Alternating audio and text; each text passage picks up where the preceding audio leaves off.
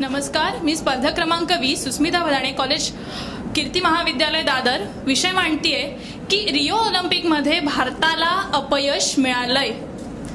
भारताला अपयश मिळालंय हे म्हणताना आपण ह्या दोन गोष्टी विसरू शकत नाही की भारताला 2 पदकं सुद्धा मिळाली आहेत. पण ही 2 पदकं म्हणजे 126 कोटी लोकांनी 2 पदकांना डोक्यावर घेऊन नाचण्यासारखं आहे. आज आपण प्रत्येक घराचा गणपती बनवू शकतो, प्रत्येक घराचा गणपती बसवू शकतो, तर प्रत्येक घरात खेळाडू नाही. आणि म्हणूनच आपल्या इथे आपण ऑलिम्पिक सारख्या एका महत्त्वाच्या स्पर्धेमध्ये अपयश पत्कारतो आहोत.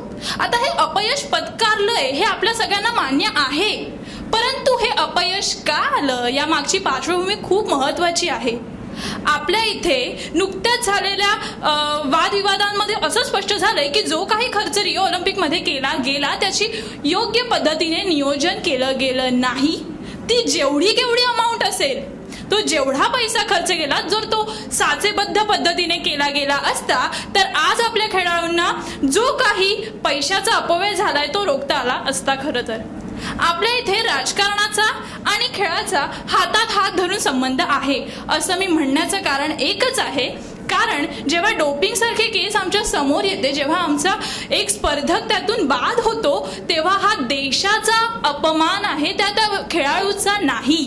ही गोष्ट जेव्हा माझ्या लक्षात येते तेव्हा मला वाटतं की खेळ यांना चांगल्या पद्धतीचे ट्रेनिंग म्हणजे सराव नाही, खेळाडूंमध्ये असणारी उदासीनता आणि मुळात म्हणजे आपल्या कुटुंबामध्ये आपला मुलगा हा इंजिनियर व्हावा, एकाच उच्च पदावर काम करावं अशी इच्छा असते, पण त्याने देशाचं प्रतिनिधित्व करावं याबाबत मोठा प्रश्नचिन्ह हा कायम असतो. आणि या प्रश्नचिन्हाचं फलित म्हणजे हे अपयश.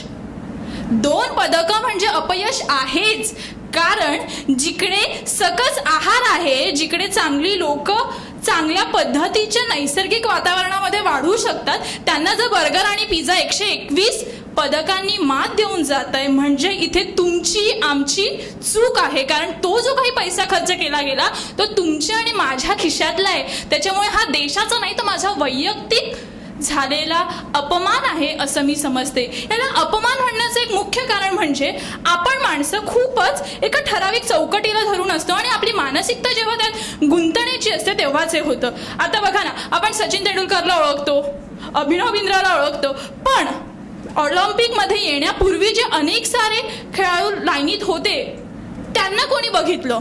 आपल्या इथे एक तर तुम्ही जिंकलात तर तुम्ही डोक्यावर घेऊन नाचतात त्या एका स्पर्धकाला, आणि मग त्याचं रूपांतर कशात होतं माहितीये? तो खेळाडू त्या स्पर्धेपेक्षा इतर गोष्टींना, म्हणजे मग तो तुम्हाला वेगवेगळ्या जाहिरातींमध्ये दिसतो आणि मग खेळ राहतो बाजूला आणि पब्लिसिटी, प्रसिद्धी आणि ग्लॅमर याच्यात खेळ अडकतो. तेव्हा अपयश हे अंतिम ध्येय असतं आणि अपयश ऍक्सेप्ट करण्यात, ते मान्य केलं तरच खरं चित्र, रियालिटी इट्स मोस्ट इम्पॉर्टंट. आणि हे रियालिटी इज मोस्ट इम्पॉर्टंट हे आपण इंग्रजांकडून शिकलं तरच उद्या चांगला असेल. धन्यवाद.